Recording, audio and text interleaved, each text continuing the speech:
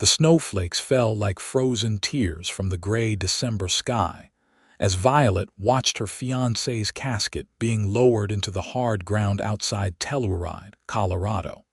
And she knew that some part of her was being buried right alongside him.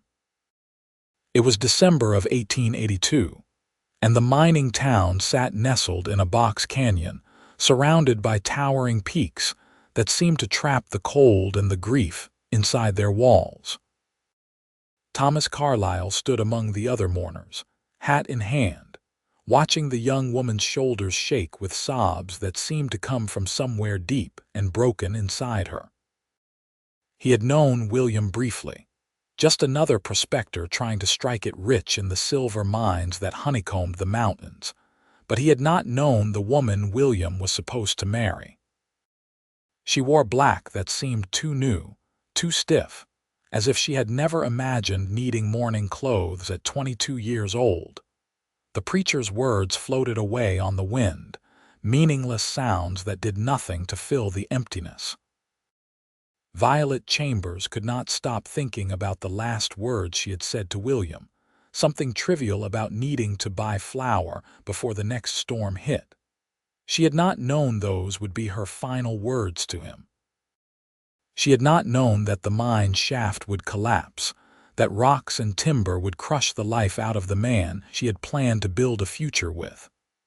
They were supposed to be married in the spring, supposed to start a family, supposed to grow old together in this wild and beautiful place. When the service ended, people began to drift away, heading back to their warm homes and their living loved ones. Violet remained, kneeling in the snow beside the fresh grave, her skirts soaking through as the cold seeped into her bones. She did not care. The cold outside seemed fitting for the cold that had taken up residence in her chest. She had traveled all the way from Missouri to marry William, leaving behind everything she knew. Now she had nothing and no one. Thomas lingered near the cemetery gate, unable to walk away. Something about the woman's grief held him there, made his feet refuse to carry him back to his small cabin on the edge of town. He was a cowboy by trade and temperament, more comfortable with horses and open spaces than with other people's emotions, but he could not ignore the way she knelt in the snow as if she wanted to disappear into it. The sun was setting behind the mountains, painting the snow pink and gold, but the temperature was dropping fast. She would freeze if she stayed out here much longer. He approached slowly, his boots crunching in the snow. She did not look up. Up close, he could see that her tears had frozen on her cheeks, tiny crystals catching the dying light. Her hands were bare and red with cold. He cleared his throat, the sound awkward in the stillness. "Miss," he said quietly, "you need to come inside. It is getting too cold out here." She did not respond, did not even acknowledge that she had heard him. Her eyes remained fixed on the mound of dirt and snow that marked William's final resting place. Thomas crouched down beside her, feeling the cold immediately seep through his trousers. He could see her shivering, though whether from cold or grief he could not tell. "Miss, please. William would not want you to freeze out here." At the sound of William's name, she finally turned to look at him. Her eyes were red and swollen, her face pale except for the pink in her cheeks from the cold. "You knew him, a little. We worked the same claims sometimes. He was a good man." Fresh tears spilled down her cheeks. "He was everything. He was my whole future, and now there is nothing left. I have nothing. I am nothing without him." Thomas felt something twist in his chest at her words. He recognized that kind of despair, that feeling of being completely untethered from the world. He had felt it himself once, years ago, after losing his own family to cholera. "You are not nothing," he said, surprised by the firmness in his own voice. "I know it does not feel like it right now, but you are still here. You are still alive. I do not want to be." The words were barely a whisper, but they hit Thomas like a physical blow. He stood up, then reached down and took her arm, gently but insistently. "Come on. "You are coming with me. You need to get warm and get some food in you." She resisted, trying to pull away, but she was too cold and weak to fight him effectively. "Leave me alone. Just let me stay here." "I cannot do that." He got her to her feet, steadying her when she swayed. "I cannot leave you here to die in the snow. William loved you, right? Then he would want you to live. He would want you to find a way to be happy again." "I will never be happy again." But she let him lead her away from the grave, her feet stumbling in the snow. She had nowhere else to go. The small room she had been renting above the general store suddenly seemed like a prison, a place where William's absence would echo in every corner. Thomas's cabin was small but warm, with a fire already burning in the stone fireplace. He settled her in the single chair near the fire and wrapped a thick blanket around her shoulders. She sat motionless, staring at the flames, while he heated water for tea and rummaged through his supplies for something she might eat. He was not accustomed to having guests, and his domestic skills were limited, but he managed to produce bread and some dried meat and a tin cup of hot tea. "Drink this," he said, pressing the cup into her hands. "It will help warm you up." She took it automatically, her fingers wrapping around the warmth. For a long moment she just held it, not drinking, and Thomas wondered if she even realized she was holding anything at all. Then, slowly, she lifted it to her lips and took a small sip. The heat seemed to bring her back to herself a little, and she looked around the cabin as if seeing it for the first time. "I do not even know your name," she said, her voice hoarse from crying. "Thomas Wakefield." "Most people just call me Tom." "I am Violet Chambers, Violet Colby I was supposed to be." Her voice broke on the last words. "I am sorry for your loss, Miss Chambers, truly." She was quiet for a moment, then said, "Why did you help me? You do not know me." Thomas sat down on the edge of his bed, the only other place to sit in the small cabin. "I know what it is like to lose everything, to feel like there is no point in going on. Someone helped me once when I was in that dark place. Gave me a reason to keep breathing until I could find my own reasons again." "And did you find your own reasons?" He thought about it, looking around the simple cabin that had been his home for the past 3 years. "I did eventually. Not the life I had planned, not the future I had imagined. But a life worth living, all the same." Violet looked at him properly for the first time, really seeing him. He was tall and lean, with dark hair that needed cutting and eyes that were kind despite the weathered lines around them. He looked to be in his late 20s, old enough to have seen hardship but young enough to still have hope. There was a quietness to him, a steadiness that she found oddly comforting. "I do not know how to do that," she admitted. "I do not know how to want to live when everything I wanted is gone." "You do not have to know right now, you just have to get through tonight, then tomorrow, then the next day. Eventually the days add up to something." She wanted to argue, to tell him that he did not understand, but she was too tired. The warmth of the fire and the tea were making her realize how exhausted she was. She had not slept properly in the 3 days since William's death, had barely eaten. Her body was demanding rest even as her mind rebelled against it. Thomas saw her eyes starting to close and stood up. "You take the bed, I will sleep on the floor by the fire." She started to protest, but he held up a hand. "It is not up for discussion. You need proper rest, and I have slept in worse places than a warm floor." Too tired to argue, Violet moved to the bed and lay down fully clothed, pulling the rough blankets over herself. She expected to lie awake, haunted by memories and grief, but sleep claimed her almost immediately. Thomas banked the fire and made himself a pallet on the floor, but he did not sleep for a long time. He lay awake listening to her breathing, wondering what he had gotten himself into, and why he felt such a strong need to help this stranger. The next morning, Violet woke to pale sunlight streaming through the small window and the smell of coffee brewing. For a blissful moment, she did not remember where she was or what had happened. Then reality crashed back in, and she felt the weight of grief settle over her like a physical thing. She sat up slowly, seeing Thomas standing by the fire, pouring coffee into 2 tin cups. "Morning," he said quietly.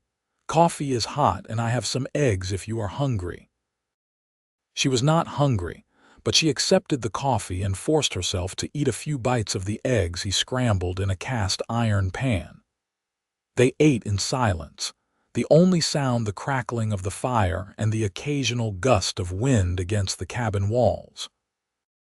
Outside, fresh snow had fallen during the night, covering everything in pristine white. "I should go," Violet said finally, setting down her plate. "Thank you for your kindness, but I cannot impose on you further." "Where will you go?" The question stopped her. She had nowhere to go. The room she had been renting was paid only through the end of the week, and she had no money to extend it. She had used most of her savings to travel to Colorado and to buy things for the wedding that would never happen. She had no family to return to in Missouri, no prospects, no plan. "I will figure something out," she said, but they both knew it was a lie. Thomas set down his own cup and looked at her steadily. "Stay here, at least until you have a plan. I can sleep in the barn with the horses. It is no trouble." "I cannot ask you to do that." "You are not asking. I am offering." When she started to protest again, he continued, "Look, I know you do not know me from Adam and you have no reason to trust me, but you are alone in a rough mining town with no money and nowhere to go. Let me help you, at least until you are on your feet again." Violet felt tears threatening again. The kindness of this stranger was almost harder to bear than the cruelty of fate that had taken William from her. "Why? Why would you do this for me?" Thomas was quiet for a moment, then said, "Because someone has to. Because leaving you to fend for yourself would be wrong. Because I have been where you are, and I know that sometimes the only thing that keeps you alive is someone else refusing to let you give up." She looked at him, at the honest concern in his eyes, and felt something shift inside her. Not hope exactly, but perhaps the faintest possibility that she might survive this after all. "All right," she said softly. "Just for a few days until I can figure out what to do." The few days stretched into a week, then 2.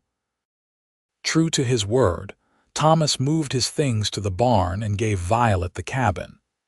He came by each morning to build up the fire and bring her breakfast, then disappeared to work his claims or tend to his horses. In the evenings, he would return, and they would share a simple meal, talking quietly or sometimes not talking at all. The silence between them was comfortable, undemanding. Violet found herself slowly coming back to life, like a frozen plant cautiously unfurling in the spring sun. The crushing weight of grief was still there, but it became more bearable day by day. She began to notice things again, the way the sunlight looked on the snow, the sound of ravens calling in the pines, the smell of wood smoke and coffee. She began to feel things again beyond the numbness. And she began to notice Thomas. The way he was always considerate without being overbearing, how he gave her space when she needed it, but was there when she did not want to be alone. The way his hands were gentle with the horses, the way he could make her almost smile with a dry comment about the other miners in town. He never pushed her, never expected anything from her, just quietly went about the business of making sure she had what she needed to survive. One evening in early January, nearly a month after William's funeral, they were sitting by the fire after dinner when Violet finally asked the question that had been on her mind. "You said someone helped you once, when you had lost everything. What happened to you?" Thomas stared into the fire for a long time, and she thought he might not answer. Then he began to speak, his voice low and steady. "I grew up on a farm in Kansas. Had a mother and father, 3 younger sisters. I was 19 working the land with my father, planning to take over the farm someday. Then cholera swept through. It took all of them within a week. My mother first, then my youngest sister, then the other girls, and finally my father. I buried them all, one after another. Violet felt her heart clench at the pain in his words. I am so sorry. I sold the farm, could not bear to stay there without them. Took the money and headed west, did not much care where I ended up or what happened to me. I was working on a ranch in Wyoming, drinking too much, getting into fights, basically trying to kill myself without actually pulling the trigger. The ranch owner, old man named Samuel, he took me aside one day and told me I had a choice. I could keep going down the path I was on and end up dead or in prison, or I could choose to live. Really live, not just exist. He told me that honoring the people we have lost means living a life they would be proud of, not throwing away the gift they no longer have. Did you believe him? Not at first. But he did not give up on me, and eventually his words started to sink in. I realized that my family would not want me to destroy myself because of grief. They would want me to live, to find joy again, to make something of my life. So I did. I saved my money, came to Colorado, staked some claims, built this cabin. It is not much, but it is mine, and it is a life I have made that matters. Violet was quiet, absorbing his words. Do you still miss them? Every day, but it is different now. The grief is not this crushing thing that makes it hard to breathe. It is more like a scar, something that is part of me but does not control me anymore. I can remember them with love instead of just pain. I do not know if I will ever get to that place. Thomas looked at her, his eyes serious. You will. It takes time, and it is different for everyone, but you will get there. The love does not go away, Violet. You will always love William, but you will learn to carry that love without it destroying you. Something in the way he said her name with such gentle certainty made her chest feel tight. She realized with a start that she had been thinking about William less over the past week, that hours would go by when she was not actively grieving. The realization brought guilt crashing down on her. I feel like I am betraying him by not being in pain every moment. Healing is not betrayal. Living is not betrayal. Thomas leaned forward, his elbows on his knees. Can I tell you something William said to me once? We were working side by side in one of the mines, and he was talking about you, about how you were coming all this way to marry him. He said he could hardly believe his luck, that a woman like you would choose him. He said he wanted to give you the best life possible, wanted to make you happy. Do you think he would want you to spend the rest of your life frozen in grief? Tears spilled down Violet's cheeks, but they were different tears than before, softer somehow. No, he always wanted me to be happy. He used to say that my smile was his favorite thing in the world. Then honor him by learning to smile again. Not today, maybe not tomorrow, but someday. Let yourself heal. Let yourself live. She wiped at her tears, looking at this man who had become such an unexpected presence in her life. You are very wise, Thomas Wakefield. He gave a small, self-deprecating laugh. I am just a cowboy who has made more than his share of mistakes. But I have learned a few things along the way. The next day, Violet decided it was time to go through the things she had brought with her from Missouri. She had been avoiding the trunk that sat in the corner of the cabin, knowing it contained the wedding dress she would never wear, the linens she had embroidered for a home she would never share with William. But Thomas's words had given her courage, and she knew she could not move forward without confronting the past. Thomas found her sitting on the floor surrounded by fabric and lace, tears streaming down her face, but with a look of determination on her face. He sat down beside her without saying anything, just offering his presence as support. She held up the wedding dress, white silk with tiny pearl buttons. I sewed every one of these buttons myself, she said, her voice thick. Spent hours imagining wearing this dress, walking toward William, starting our life together. It is beautiful. It feels like such a waste now. All that time, all that hope for nothing. Thomas reached out and gently touched one of the pearl buttons. It is not for nothing. It is proof of how much you loved him, how much you wanted a future with him. That love is not wasted, Violet. It is part of your story, part of who you are. She looked at him, this quiet man who seemed to understand her grief so completely. What should I do with it? I cannot bear to keep it, but throwing it away feels wrong too. Maybe there is someone in town who could use it, someone who cannot afford a dress for their wedding. You could give it to them, let it bring joy to someone else. The idea felt right immediately. The dress deserved to be worn, to be part of a happy day even if it was not her happy day. I like that idea. Maybe I can ask around, see if anyone needs it. Over the next few days, Violet began to venture out into Telluride more, no longer hiding in the cabin. She inquired about the wedding dress and found a young woman named Sarah who was engaged to a blacksmith, but had no money for a proper dress. The girl's face lit up when Violet offered her the dress, and seeing that joy helped ease some of the ache in Violet's heart. She also began looking for work. She could not stay in Thomas's cabin forever, relying on his charity. She needed to stand on her own feet to build some kind of life for herself.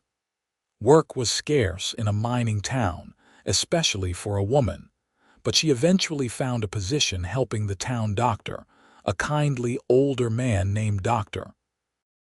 Harrison, who needed assistance with his patients and his records. The work was hard and sometimes heartbreaking, but it gave Violet a sense of purpose. She was good at comforting the sick, at holding the hands of scared children while the doctor set broken bones or stitched wounds.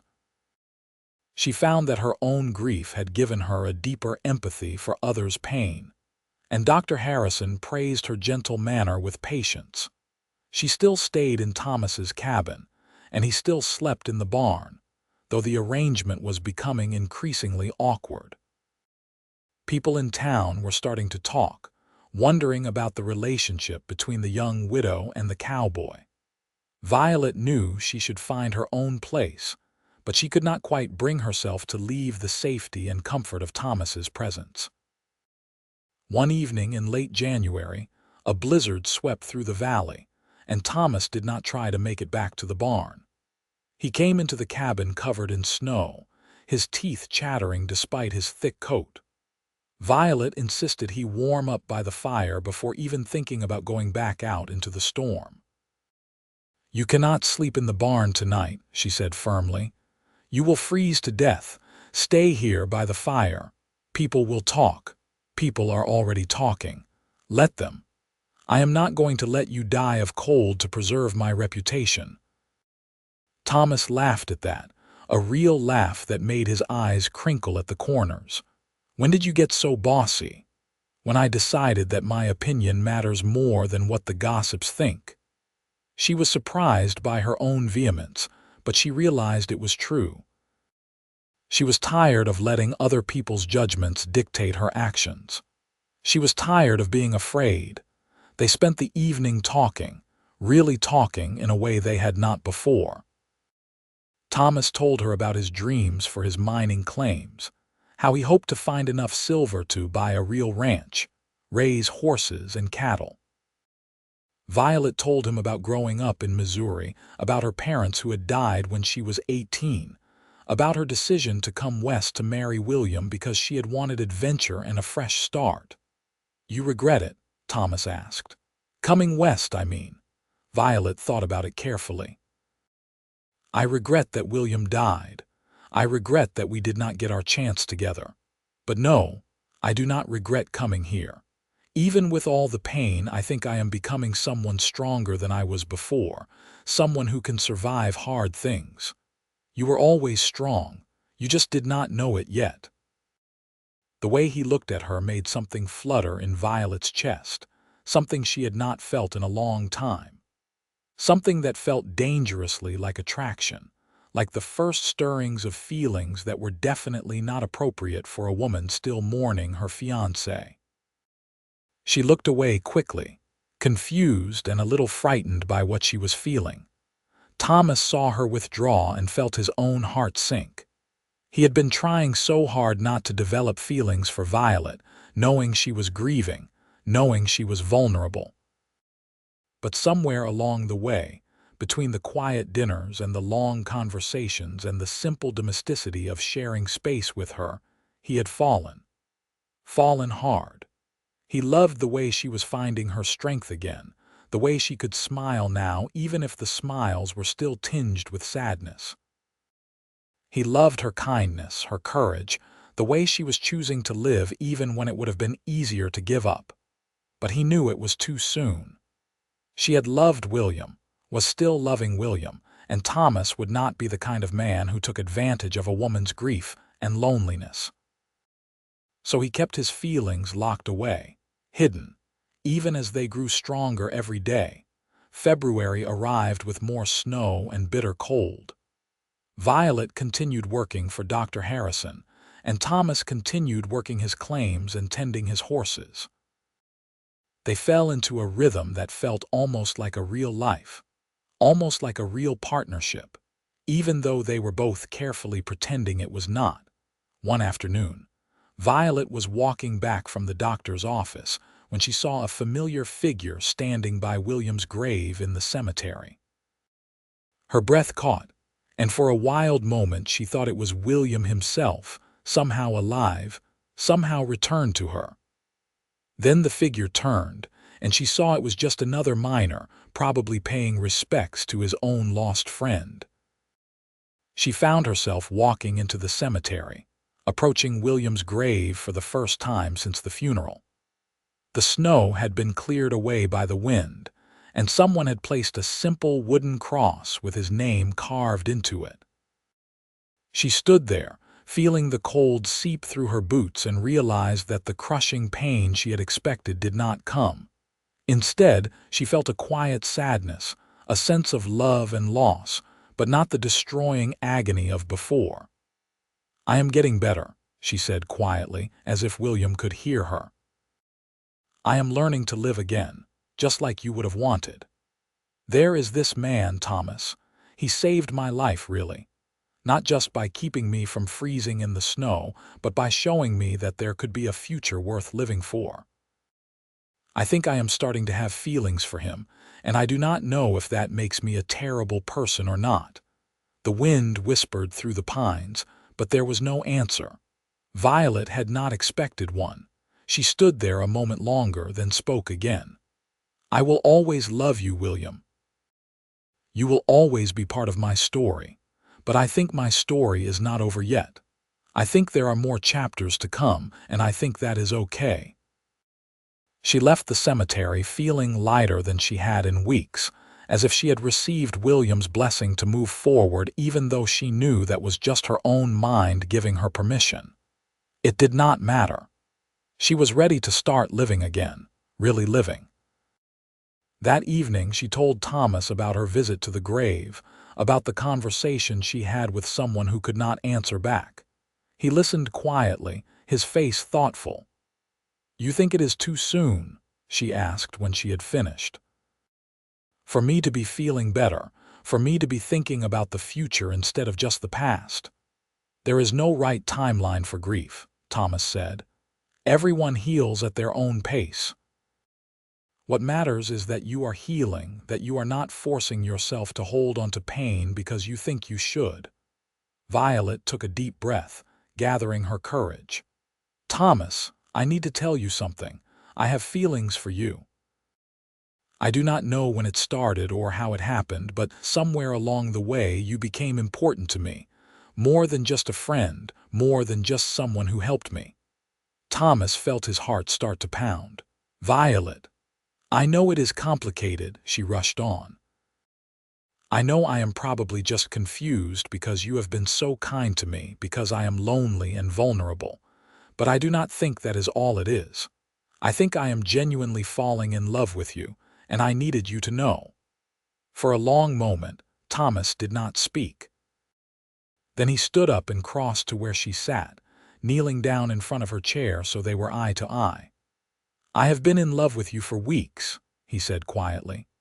"Maybe from that first moment in the snow when you were so lost and broken and still so beautiful. I did not say anything because I did not want to take advantage, did not want you to feel pressured or obligated. But yes, Violet, I love you. I love your strength and your kindness and the way you are choosing to live even when it would be easier not to." Violet felt tears spill down her cheeks, but they were good tears this time. Happy tears. "I was so afraid you would think I was terrible for moving on so quickly. I could never think you were terrible." Thomas reached up and gently wiped away her tears. "You are the bravest person I know. You lost everything and you survived, and now you are choosing to love again even though you know how much it can hurt to lose someone. That takes incredible courage." "I am terrified," she admitted. "Terrified of losing you the way I lost William, terrified of this being a mistake, terrified of everything." "I am terrified too. But I think maybe that is part of it, part of knowing something is real and important. If you were not scared at all, it would not matter as much." Violet reached out and touched his face, feeling the roughness of his beard under her fingers. "Find it again with me," she whispered. "The love I lost, the future I thought was gone. Help me find it again with you."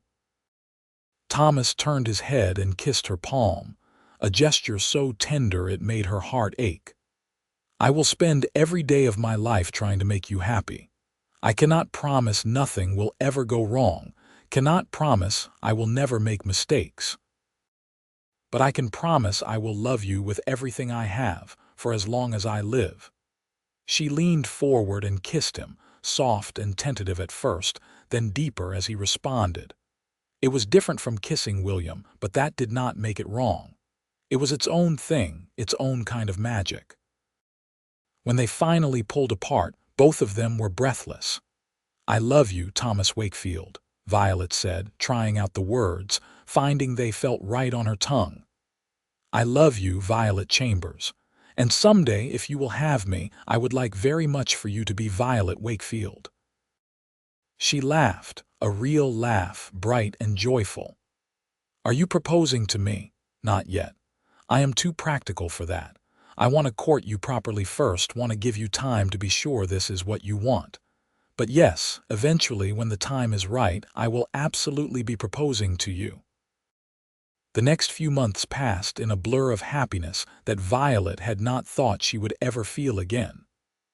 Thomas did court her properly, with walks through town and dinners at the small restaurant, with flowers picked from the high meadows when the snow melted and the spring wildflowers appeared. Violet moved into her own small room above the general store, wanting to do things right, wanting to silence the gossips who had been whispering about her living arrangements with Thomas. They attended dances together, though Thomas claimed he could not dance worth a damn. Violet did not care, just loved being in his arms as they swayed to the music. They went riding together when Thomas could spare time from his claims, exploring the beautiful valley and the mountains that surrounded it. They talked about everything and nothing, learning each other's quirks and habits and dreams. Violet continued working for Dr. Harrison and found she had a real talent for medical work. The doctor began teaching her more, showing her how to stitch wounds and set simple fractures, how to prepare medicines from herbs. She loved the work, loved feeling useful and skilled. Thomas's mining claims began to pay off in a bigger way. He hit a rich vein of silver in May, and suddenly he had more money than he knew what to do with. But he was careful with it, saving most of it toward his dream of buying ranch land. He did buy Violet a beautiful dress, though, soft blue fabric that brought out the color of her eyes. She protested the extravagance, but he insisted. "I want to buy you beautiful things," he said. "I want to give you everything you deserve. All I need is you," she told him and meant it. In June, nearly 6 months after William's death, Thomas took Violet on a picnic up into the mountains. They rode for hours, climbing higher and higher until they reached a beautiful alpine meadow filled with wildflowers and surrounded by snow-capped peaks. A creek rushed through the meadow, clear and cold and musical. "This is the most beautiful place I have ever seen," Violet breathed, turning in a circle to take it all in. "I hoped you would like it. I found it last summer and knew I wanted to share it with someone special someday. I just did not know who that someone would be." They spread a blanket and ate the lunch Violet had packed, simple food that tasted like a feast in such a perfect setting. Afterward, they lay on the blanket looking up at the impossibly blue sky, holding hands. "Violet," Thomas said finally, "I know we have not been together very long in the grand scheme of things, but I am certain about how I feel. I am certain about wanting a future with you. So I am asking now, even though it might be too soon, because I cannot wait any longer." He sat up and pulled a small box from his pocket. Inside was a ring, simple gold with a small diamond. "I know this is not the first time someone has proposed to you. I know you had a different future planned with someone else. But I am hoping you will choose this future instead, this future with me. Violet Chambers, will you marry me?" Violet sat up, tears streaming down her face. For just a moment she thought of William, of the proposal he had made to her back in Missouri, of the dreams they had shared. She sent a silent prayer of love to his memory, then turned her full attention to Thomas. "Yes," she said. "Yes, I will marry you. I will build a life with you. I will love you for all my days." Thomas slipped the ring onto her finger and it fit perfectly. Then he was kissing her and she was kissing him back, and the whole beautiful meadow seemed to be celebrating with them. They were married in August, in a small ceremony at the church in Telluride. Violet wore a new dress, not white but a beautiful shade of cream with lace at the collar and cuffs. Sarah, the girl who had received her first wedding dress, came to the ceremony and cried happy tears. Dr. Harrison walked Violet down the aisle since she had no family to do it. Thomas wore his best suit and looked more nervous than Violet had ever seen him. When the preacher asked if she took Thomas to be her husband, Violet said, "I do," without hesitation, her voice clear and strong. When Thomas said, "I do," in return, his voice was rough with emotion. "You may kiss your bride," the preacher said, and Thomas did thoroughly, making the small congregation laugh and applaud. They had a modest reception at the hotel, with food and music and dancing. Thomas danced with Violet again and again, not caring that half the town could see he was terrible at it. All that mattered was that she was his wife, that they had the rest of their lives to spend together. That night, in the cabin that was now truly theirs, Thomas carried Violet over the threshold. She laughed at the romantic gesture, then kissed him deeply. They made love with tenderness and passion, learning each other's bodies, creating new memories to add to the story they were writing together. Afterward, lying in Thomas's arms, Violet felt a peace she had not known was possible. She thought about how different her life had turned out from what she had planned, about all the pain and loss that had brought her to this moment. She thought about William, sent him a silent message of love and gratitude for what they had shared, brief as it was. "What are you thinking about?" Thomas asked, his hand stroking through her hair. "About how strange life is, how we can lose everything and still find happiness again.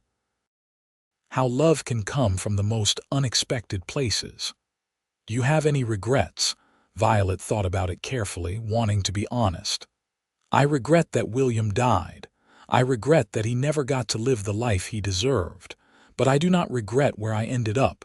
I do not regret finding you." "Is that terrible?" "It is human. It is real.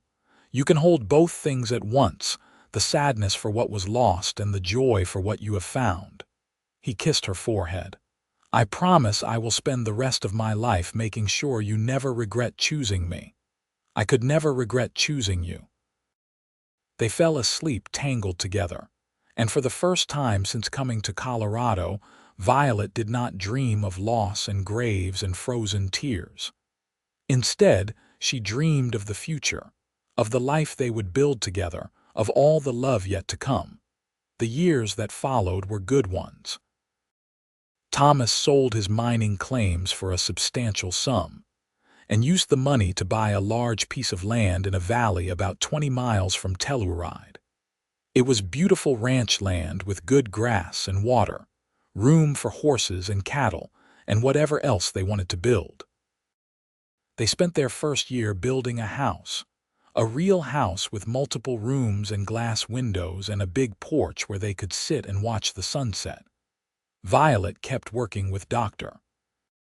Harrison for a while, making the long ride into town a few days a week, but as the ranch grew busier, she found she was needed at home more. In the spring of 1884, Violet discovered she was pregnant. She was terrified and excited in equal measure, worried about all the things that could go wrong but desperate to meet this new life she and Thomas had created together.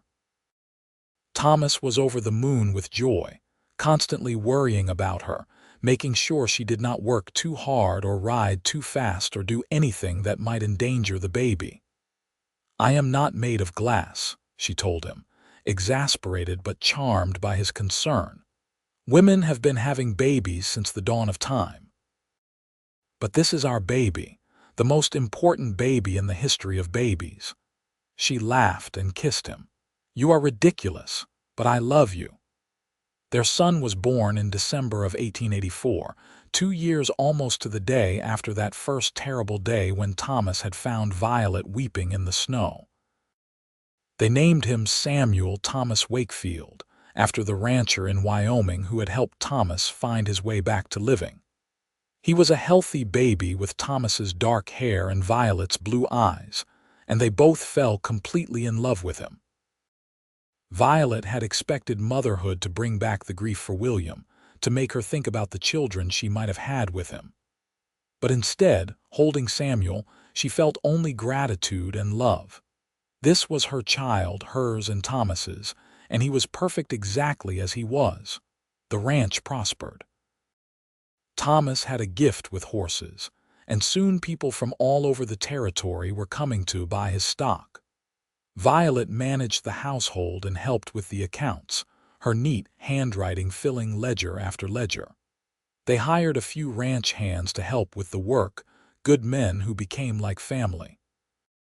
In 1886, their daughter was born, a tiny girl with red hair that came from neither parent but must have come from some ancestor far back in the family tree.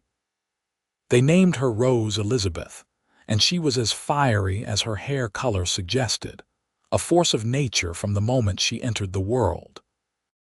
"We are going to have our hands full with this one," Violet said, watching baby Rose scream with impressive lung power. "Like mother, like daughter," Thomas said, earning himself a playful swat. Samuel adored his little sister, constantly wanting to hold her and help take care of her. Thomas and Violet watched their children grow with wonder and gratitude, never taking for granted the gift of this family they had built. Life was not without its challenges. There were years when the cattle prices were low, seasons when the grass did not grow well because of drought, winters that were brutal and cost them animals despite their best efforts. There were illnesses and injuries, close calls and scary moments. When Samuel was 5, he broke his arm falling from a horse, and Violet's medical training came in handy as she helped Dr. Harrison set the bone. When Rose was 3, she nearly drowned in the creek, and Thomas pulled her out just in time, performing the desperate work of getting water out of her lungs until she coughed and cried. They held each other and their children that night, grateful beyond words that tragedy had been averted. But far more than the hard times, there were good times. There were Christmas mornings with the house decorated with pine boughs and the children's laughter ringing through the rooms. There were summer evenings on the porch, watching the stars come out while Samuel and Rose chased fireflies.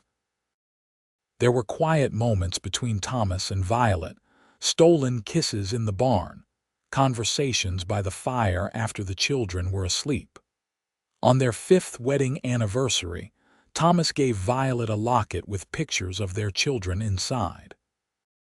On their 10th, he gave her a beautiful horse, a Palomino mare that was the gentlest creature Violet had ever ridden. But the gifts she treasured most were the simple things. The way he still brought her wildflowers from the high meadows, the way he still looked at her like she was the most beautiful woman in the world, the way he was such a devoted father to their children. Violet sometimes thought about the woman she had been, kneeling in the snow, wishing she could die. That woman seemed like a stranger now, someone from another lifetime. She had been transformed by grief, yes, but also by love. By Thomas's patient, steady love that had given her a reason to live when she had none. By the love she had found within herself, the strength she had not known she possessed. One day when the children were older, Samuel about 12 and Rose 9, they asked about the name carved on a small wooden cross in a corner of their property. Violet had moved William's marker to their ranch years ago, wanting to keep his memory close but private.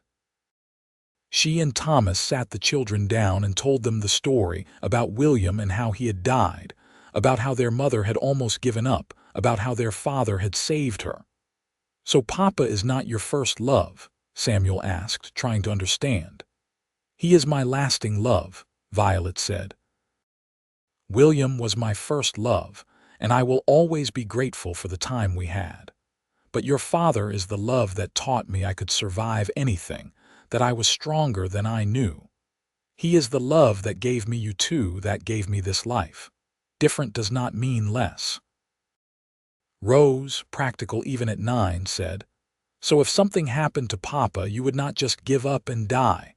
Violet looked at Thomas, at this man who had been her partner for so many years, and felt her heart clench at the thought of losing him. But she knew the answer. "No, sweetheart. I would grieve, probably for a long time, but I would keep living because that is what you do when you love someone. You honor them by living the fullest life you can." "That is morbid talk for a beautiful day," Thomas said, pulling Violet close. "I plan on being around to annoy you all for many more years." "You better be," Violet said, kissing his cheek. Years continued to pass, marked by the changing seasons and the milestones of their children's lives. Samuel grew into a fine young man, tall and steady like his father, with a gift for working with animals. Rose was clever and determined, learning to read and write and declaring she wanted to be a doctor like Dr. Harrison had been before his retirement. A woman doctor. Thomas had asked, surprised. "Why not?" Rose had challenged. "Mama knows as much about medicine as most doctors. Why should I not learn to do it properly?" Thomas had looked at Violet, who was trying not to laugh, and shrugged. "Why not indeed? If anyone can do it, you can." In 1895, Samuel got married to a sweet girl named Emma from a neighboring ranch, and Thomas and Violet became grandparents in 1896, when Emma gave birth to twin boys.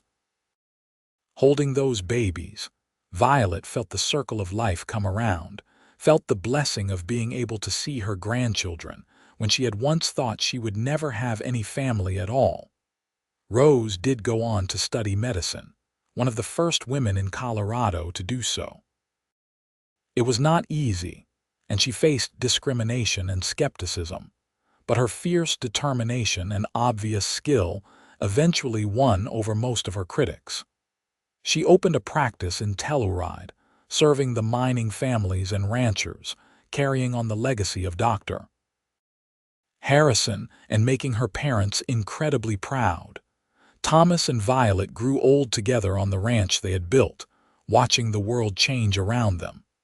The Wild West became less wild. Towns grew into cities. Railroads connected places that had once been isolated. But their ranch remained a constant, a place of peace and beauty and love. On their 30th wedding anniversary, they rode up to the meadow where Thomas had proposed, the place that had become sacred to both of them. They moved slower now, their bodies not as spry as they had once been, but the meadow was just as beautiful as it had been 3 decades before. "You remember the first time I brought you here?" Thomas asked, helping Violet down from her horse. "Of course. You were so nervous proposing, your hands were actually shaking. I was terrified you would say no, terrified I was asking too soon, that you were not ready." Violet took his hand, looking at the rings she had worn for 30 years, the gold worn smooth with time. "I was ready. I just did not know it until you asked. You helped me find my way back to life, Thomas. You gave me everything. You gave me everything, too. A reason to live fully instead of just existing. A family, a home, a purpose. You are the best thing that ever happened to me, Violet Wakefield." She kissed him, and it was still sweet after all these years, still full of love and promise. They sat on a blanket, much as they had that day long ago, and watched the creek flow by, talking about their children and grandchildren, about the life they had built, about all the blessings that had come from such a painful beginning. "You ever think about him?" Thomas asked quietly. "About William, sometimes," Violet admitted. "But not with pain anymore.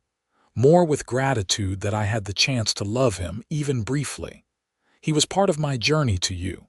If he had not died, if I had not come to Colorado, if you had not found me in the snow that day, none of this would exist.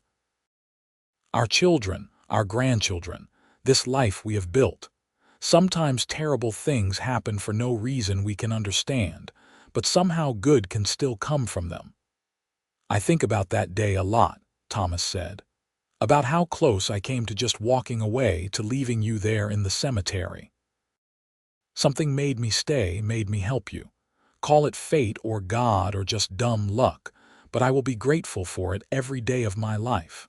"Find it again with me," Violet quoted softly. "That is what I said to you that first night we admitted our feelings. Find the love I lost again with me." "And you did, Thomas. You helped me find not just love, but life itself." They stayed in the meadow until the sun began to set, painting the sky in shades of pink and gold. Then they rode back down to the ranch, to the home they had built together, to the family waiting for them. Their story, which had begun with such sorrow and loss, had become a story of hope and healing and enduring love. Thomas lived to be 73, still riding and working the ranch up until the last few months of his life, when illness finally slowed him down. Violet was with him at the end, holding his hand, telling him how much she loved him, thanking him for the gift of the life they had shared. When he took his last breath, she cried, but they were not the hopeless, desperate tears she had cried over William's grave all those years ago. They were tears of grief, yes, but also of gratitude for all the years they had been given together. Samuel and Rose worried about her, afraid she would give up without Thomas by her side. But Violet had learned long ago how to survive loss. She grieved, deeply and truly, but she kept living. She played with her grandchildren, of which there were now 6. She helped Rose with her medical practice, drawing on decades of experience to assist with complicated cases. She wrote long letters to Emma, offering advice and support as her daughter-in-law navigated the challenges of raising children. On what would have been her and Thomas's 35th anniversary, Violet rode up to the meadow alone. It was harder without Thomas to help her, her body now old and stiff, but she made it. She sat on a rock by the creek and thought about everything they had shared, all the love and joy and ordinary moments that had added up to a life well lived. "Thank you," she said aloud, speaking to Thomas's memory, to William's memory, to the universe itself. Thank you for every moment, for every blessing, for every lesson learned. Thank you for showing me that the heart is capable of surviving even the worst loss, that love can be found again even after it has been taken away. Thank you for the gift of living. The wind whispered through the wildflowers, and Violet felt a sense of peace settle over her. She had survived so much, lost so much, but she had also lived so fully. She had loved deeply, not once but twice. She had raised children who were good and kind, had helped bring new lives into the world, had made a difference in her community. She had turned tragedy into triumph, loss into legacy. Violet lived to be 81 years old, an impressive age for someone born in 1860. She remained sharp and engaged until the very end, still riding when her body allowed it, still helping Rose with medical cases, still telling stories to her great-grandchildren about the old days when Colorado was wild and new. She told them about the blizzard that had brought their great-grandfather into her life, about finding love in the most unexpected place at the darkest time. The most important thing, she would tell them, is to keep living. No matter what happens, no matter what you lose, you choose to keep living. You honor the people you have loved by living fully, by finding joy again, by opening your heart to new possibilities. That is what love really means. Not holding on so tight to the past that you cannot see the future, but carrying the past with you as you move forward into whatever comes next. When Violet died peacefully in her sleep in 1941, surrounded by family, she was buried next to Thomas on a hill overlooking their ranch. The stone marker read, "Violet Wakefield, beloved wife, mother, and grandmother. She learned that love lost can be found again." And in a small plot in a corner of the property, William's wooden cross remained, weathered but still standing, a testament to the first love that had brought Violet to Colorado, that had set her on the path to the life she would eventually build. 3 loves, 3 parts of one woman's journey. William, who had taught her what love could be.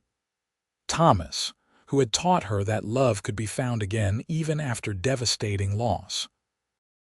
And herself, who had learned that the greatest love of all was choosing to live fully, to embrace joy and sorrow alike, to keep opening her heart no matter how many times it had been broken.